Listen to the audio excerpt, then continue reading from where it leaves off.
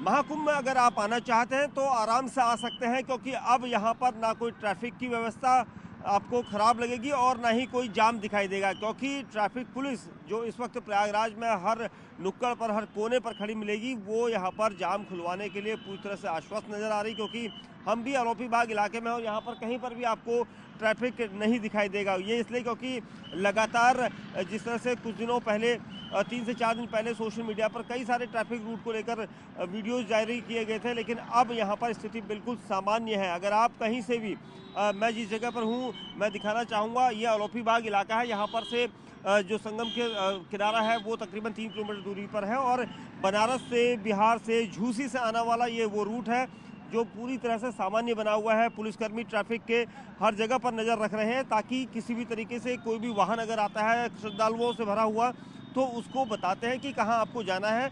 और सामान्य स्थिति बनी हुई है, ट्रैफिक रूट पूरी तरह से यहाँ पर क्लियर है और किसी भी तरह से कोई ऐसी कंडीशन यहाँ पर नहीं दिखाई देती कि जाम लगा हो। और इसीलिए आप अगर प्रयागराज में महाकुंभ में आना चाहते हैं अपने वाहनों को लेकर तो आप आ सकते हैं। अगर यहाँ से कहीं से भी आप आ रहे हैं तो आसपास बनी हुई पार्किंग में आप जा सकते हैं।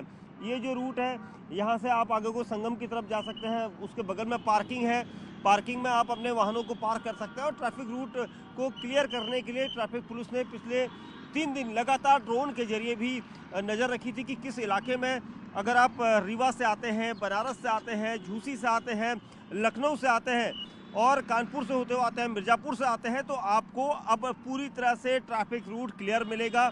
आप अपने वाहनों से आ सकते हैं, किसी भी तरह की कोई परेशानी नहीं होगी। क्योंकि पिछले कुछ दिनों लगातार हमने 3 से 4 दिन पहले देखा था कि कुछ ट्रैफिक रूट बाधित हुए हैं जिससे जाम की स्थिति बन गई थी, लेकिन अब प्रयागराज में आप आसानी से आ सकते हैं। हर जगह पर आपको फ्री सड़कें मिलेंगी, कहीं पर भी इतना ट्रैफिक नहीं होगा जिससे आपका वाहन फंसे या जाम की स्थिति हो।